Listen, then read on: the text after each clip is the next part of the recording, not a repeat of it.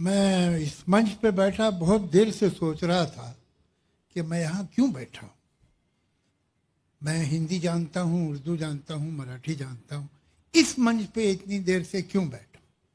फिर मुझे ध्यान आया कि आजकल बहुत से लोग बहुत सी जगहों पे बैठे हैं जहाँ उन्हें नहीं बैठा होना चाहिए था, तो एक मैं भी सही। तो मैं पहले तो धन्यवाद करूँगा अपने बहुत पुराने और बहुत अच्छे दोस्त आशुतोष जी का। उन्होंने बहुत सारी ऐसी बातें कह दी जो मैं कहना चाह रहा था, और अच्छा है कि उन्होंने कहा, इसलिए कि उन्होंने जितनी अच्छी तरह कहा शायद मैं नहीं कह पाता।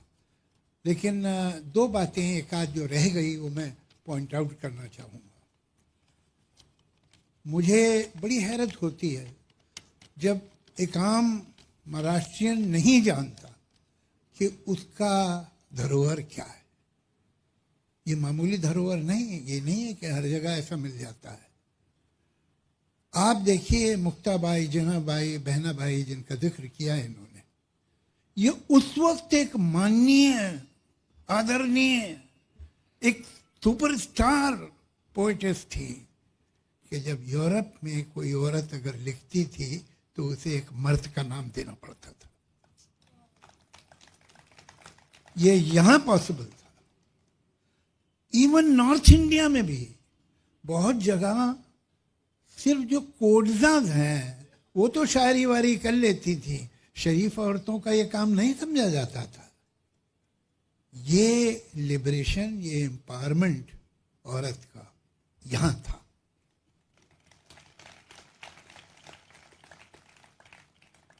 जहाँ तक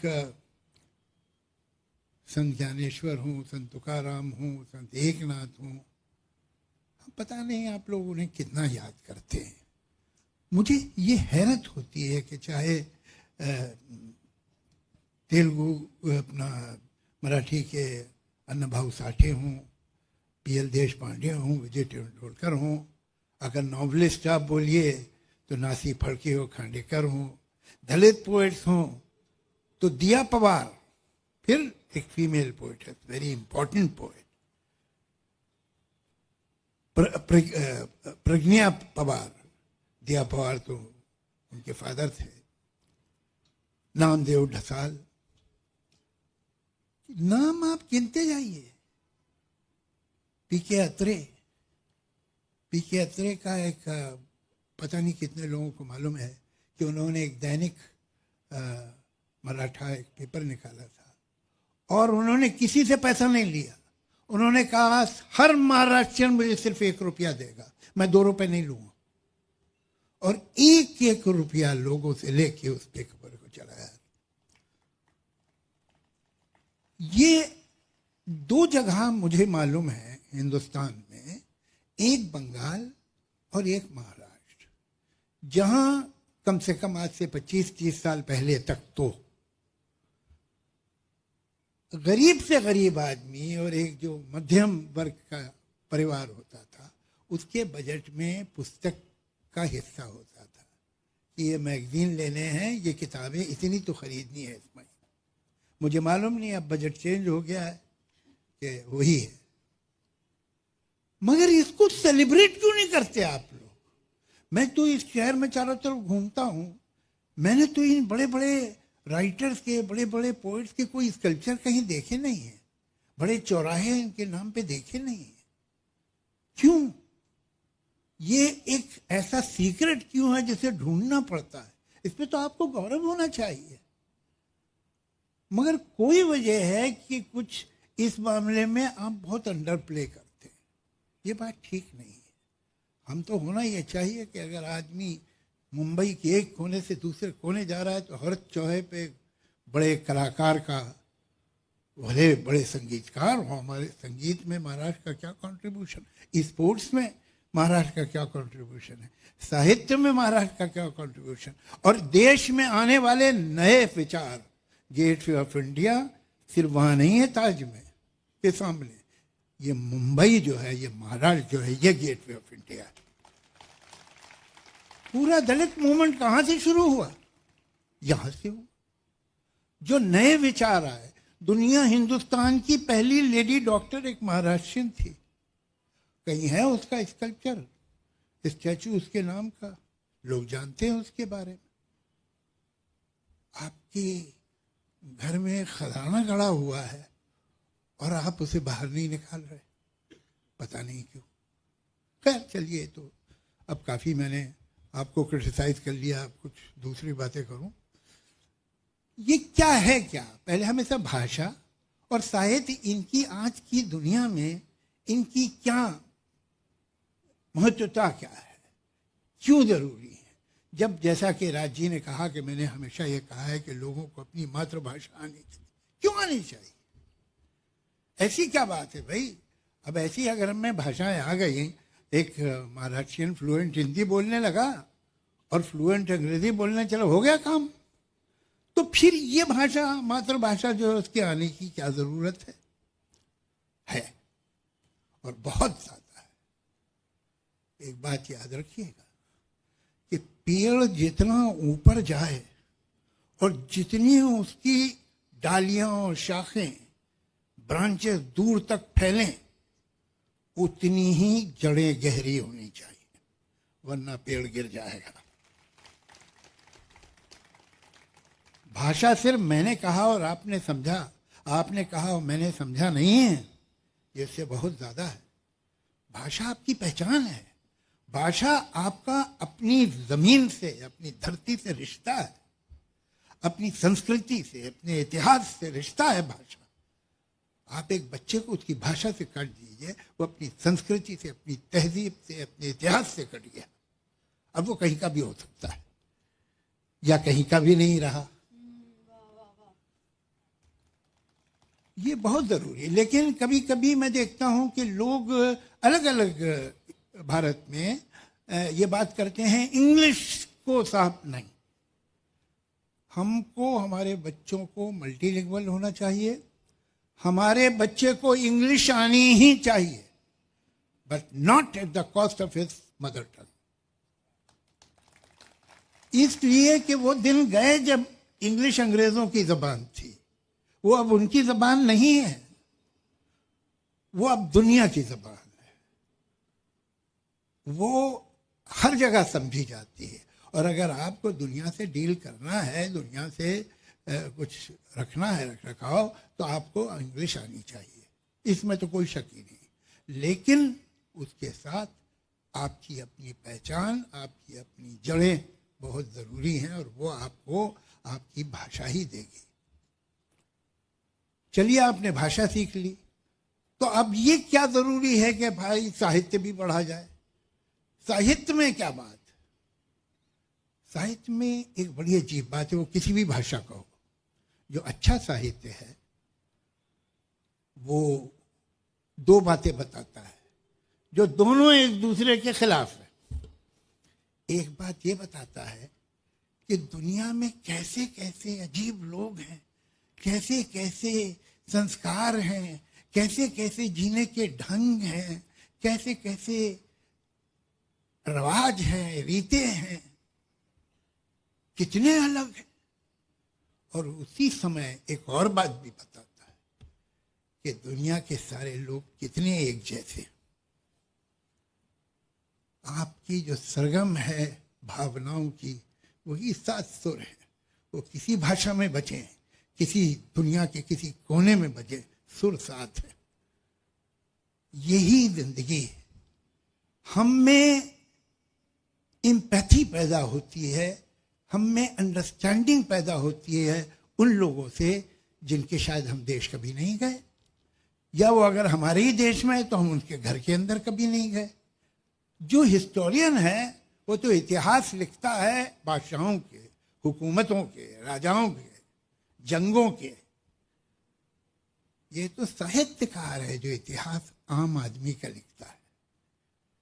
जब वो आपको एक घर की कहानी सुनाता है, ये कौन बताएगा? ये हिस्टोरियन थोड़ी बताएगा, साहित्यकार थोड़ी, ये इतिहासकार तो नहीं बताएगी, ये तो वही बताएगा। फिर आपको लगेगा कि हो सकता है इनका वर्ग अलग है, इनका धर्म अलग है, इनकी भाषा अलग है, इनके मुल्क में कुछ और दूसरे रीति रिवाज, लेकिन इनके दुख सुख तो हमारे ही जैसे हैं। आप में इंसान से मोहब्बत पैदा होगी, आप इंसान को बेहतर समझेंगे। आप हर एक के घर नहीं जा सकते, हर कल्चर को पर्सनली जाके नहीं देख सकते, लेकिन एक अच्छा नॉवल, एक अच्छी शॉर्ट स्टोरी आपको उन लोगों से मोहब्बत करा देगी जिनसे अभी आपकी मुलाकात नहीं हुई। ये है इतिहास। अब इसमें ये तो हुआ प्रोज। पोइट्री का किस्सा ये है कि पोइट्री, कमाल की बात यह है कि भाषाएं दुनिया में इसलिए बनी थी कि मैं बोलूं और आप समझें और आप बोले और मैं समझूं, लेकिन अक्सर कम्युनिकेशन में जो बाधा है वो भाषा होती है, वो दीवार बन जाती है। और इस दीवार में अगर कोई खिड़कियां हैं तो वो है अनुवाद। भाई हम तो जर्मन नहीं जानते, मैं फ्रेंच नहीं जानता हूँ, मैं स्पेनिश नहीं जानता हूँ, मैं इटालियन नहीं जानता हूँ, मैं रशियन नहीं जानता हूँ, लेकिन इनका मैं अगर साहित्य जानता हूँ तो थैंक्स टू इंग्लिश। अगर मैं बंगाली लिटरेचर का जानता हूँ तो थैंक्स टू उर्दू, इसलिए कि उर्दू में एक समय में सारा क्लासिकल बंगाली लिटरेचर ट्रांसलेट हुआ। ये काम बहुत सीरियसली होना चाहिए हमारी मराठी भाषा के लिए। इसका ट्रांसलेशन मैं आपको बताऊं, मैं तो 19 साल का था तकरीबन जब मैं मुंबई आया। मैं आया था नॉर्थ इंडिया से, यूपी। हम अपनी दुनिया में खुश होते हैं। एक कूप मंडूक कहलाता है ना, कूप मंडूक वो होता है संस्कृत में जो कुआं में रहता है मेंढक और अपने ही कुएं को पूरी दुनिया समझता है। हम में से अक्सर लोग कूप मंडूक हैं। जब मैं यहाँ आया तो मुझे एक शब्द नहीं मालूम था मराठी साहित्य के बारे में, मराठी राइटिंग के बारे में। मेरे कुछ मराठी महाराष्ट्रियन दोस्त थे, मुझे ले गए, उन्होंने विजय तेंदुलकर का प्ले दिखा दिया मुझे। मैं आपसे यकीन कहता हूँ करिए आप कि मैं ज़मीन पे घुटनों के बल बैठ गया। मैंने ऐसा कुछ देखा ही नहीं था, ऐसी राइटिंग मैंने नहीं देखी थी। हमारे साहित्य में ऐसी राइटिंग नहीं जो विजय तेंदुलकर की है, कि सच को पूरी तरह से इंसान को खोल के सच बाहर निकाल दिया। यदि ये हो तुम, इतनी बेरहमी से सच किसी ने मेरे मुंह पे मारा हो ये कभी नहीं हुआ था। तो फिर मुझे दिलचस्पी हुई, मैं प्लेस देखता रहा और हमेशा अपने महाराष्ट्रियन दोस्त के साथ जाता था। वो बराबर में बैठ के मुझे बताता रहता था क्या हो रहा है। कुछ कुछ अभी तो हम लोग इतने बरस हो गए, कुछ समझ में भी आता है, ऐसी बात नहीं। यहाँ जो कविता सुनाई गई मेरे ख्याल से काफ़ी हद तक मेरी समझ में ही आ रही थी, लेकिन फिर भी खासतौर से पोइट्री का ट्रांसलेशन का झंझट ऐसा है कि आप एक इत्र की शीशी लें और उसे दूसरी बोतल में कितने भी संभाल के उंडेले, कुछ ना कुछ सुगंध को खो जाएगी। ऐसा ही है पोइट्री का ट्रांसलेशन। प्रोज हो जाती है, प्रोज बहुत अच्छी हो जाती है, पोइट्री बड़ा मुश्किल है। लेकिन मैं ऐसा समझता हूँ कि जो लोग हैं जिन्हें मराठी भाषा से प्यार है वो इसे संभाल के तो रखें, लेकिन हमारी देश की अलग अलग भाषाओं में ट्रांसलेशन लोगों को, पूरे हिंदुस्तान को मालूम होना चाहिए पीएल देशपांडे कौन है, विजय तेंदुलकर कौन है। और आज की पोइटर जो है गौरी देशपांडे हैं, सानिया है, शांता शेल्के हैं। लोग क्यों नहीं जानते उन्हें? ये तो मेरी किस्मत अच्छी है कि मुझे कुछ ऐसे दोस्त मिल गए जिन्होंने बताया, जिन्होंने सिखाया, जिन्होंने ट्रांसलेट करके मुझे दिया। मगर हिंदुस्तान विजय तेंदुलकर और पीएल देशपांडे को ना जाने तो ये तो हिंदुस्तान के लिए शर्म की बात है। ये जिम्मेदारी हमारी बनती है कि इसको हम ट्रांसलेट करें। मेरी अपने एक दोस्त से बात हुई, मैंने उनसे कहा तुम मुझे सेलेक्ट करके 50 मराठी पोएम दो, तुम मेरे साथ बैठना, तुम मुझे बताते रहना, मैं उन्हें पोइट्री में ही ट्रांसलेट करूंगा। मैंने ये काम रविंद्रनाथ टैगोर की कविताओं के साथ किया है, उनके गीतों के साथ। एक है अनंत, आप लोग कभी यूट्यूब पे जाके सुनिएगा। उनके जो रविंद्र संगीत है उसको ट्रांसलेट किया है टू द सेम ट्यून, जिस ट्यून में वो ओरिजिनल गाया जाता है उस पर ही ट्रांसलेट किया है। तो ये हमारा मेरे ख्याल से कर्तव्य बनता है। हम जो आ गए बाहर से रहे, मैं तो यहाँ समझिए 55 साल से यहीं रहता हूँ वहाँ 53-55 साल से, लेकिन मेरी कोई और भाषा है तो मेरा कर्तव्य है, मेरा ये कर्तव्य है एज अ राइटर कि मैं एक पुल बनूं मराठी और दुनिया की दूसरी जबानों के बीच में। इसलिए कि जो कुछ है आज मैं जो भी हूँ वो तो यहीं से, इसी धरती से मिला है, और कहीं जैसे मिलता भी नहीं, यहीं से मिल सकता था। अब यहाँ यह एक कवि सम्मेलन चल रहा है तो अब मेरा फर्ज बनता है कि मैं भी एक कविता आपको सुना दूँ। मैं 2 तरह की कविताएं लिखता हूँ, कुछ लंबी, कुछ बहुत लंबी। तो मैं आपको बहुत लंबी नहीं सुनाऊंगा। इस कविता का शीर्षक है वक्त, समय, टाइम। कमाल की बात है कि कोई भी चीज, या हद तो यह है कि कोई भी इंसान, अगर वो हमारे आसपास बहुत ज्यादा है तो हम उसे ध्यान से नहीं देखते। जो कभी कभी होता है, जो कभी कभी दिखाई देता है, उसे बहुत ध्यान से देखते हैं। लेकिन जो है, कितने लोग सोचते हैं कि समय क्या है, भाई 2 घंटे निकल गए, कहाँ निकल गए, कहाँ है, अभी कहीं यहाँ से निकल गए हैं तो कहीं तो गए होंगे, कहाँ है, और निकल क्या गया, चला क्या गया, वो क्या था, मटेरियल था, कोई चीज थी, क्या चल रहा है, इस पे ही कविता।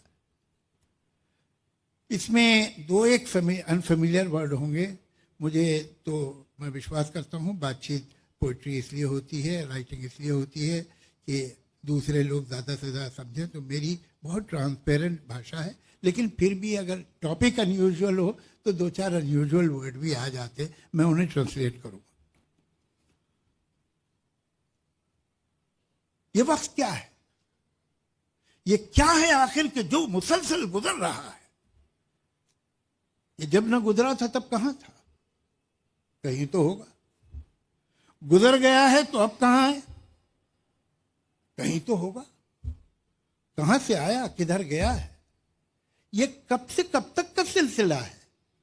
ये वक्त क्या है, ये वाकये, हादसे, तसादुम, these incidents, these accidents, these conflicts, every pain, every pleasure, every happiness, every sadness, every sorrow, every joy, ये वाकई हादसे, तसादुम, हर एक गम और हर एक मसरत, हर एक अजियत, हर एक लज्जत, हर एक तबस्सुम, इस्माइल, हर एक आंसू, हर एक नगमा, हर एक खुशबू, वो जख्म का दर्द हो कि वो लम्स, स्पर्श का जादू, खुद अपनी आवाज हो कि माहौल की सदाएं, ये जहन में बनती और बिगड़ती हुई फिजाएं, ये फिक्र में आए जलजले हों कि दिल की हलचल, तमाम एहसास, सारे जज्बे, ऑल फीलिंग्स, ऑल इमोशंस, ये जैसे पत्ते बहते पानी की सतह पर जैसे तैरते हैं, अभी यहाँ है, अभी वहां है,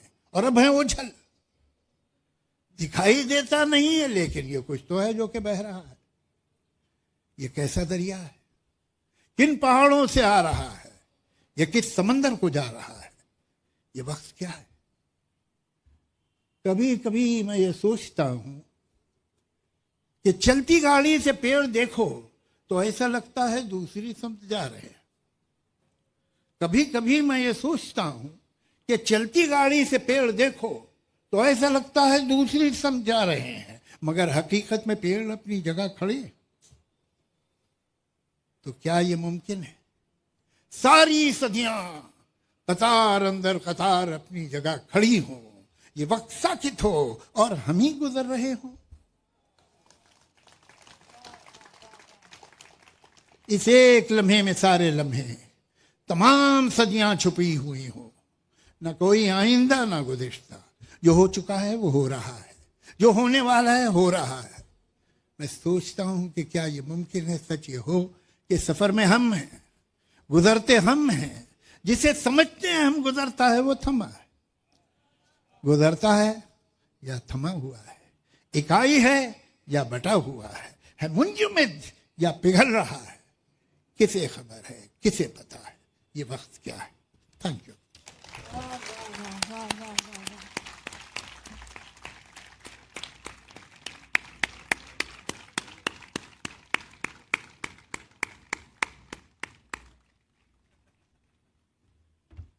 आय एम व्हेरी सॉरी, पण जावेद साहेबांनी एक जे मराठा या दैनिकाच्या इन्सेप्शन बद्दल सांगितलं ते मला सांगायचंय की ती घटना इथे घडली. इट हॅपन हिअर, ह्या शिवतीर्थावर, शिवाजी पार्क आपण जिथे आहोत तिथे घडली ही घटना. आणि प्रबोधनकार साहेब, राजसाहेबांचे आजोबा उपस्थित होते मंचावर आणि सेनापती बापटांनी सांगितलं की एक दैनिकाची जरूर आहे संयुक्त महाराष्ट्राच्या लढ्यात, आणि अत्रे साहेबांनी ती चॅलेंज घेतली आणि त्याबद्दल जावेद साहेब इथे बोलले. फार महत्वाची गोष्ट आहे.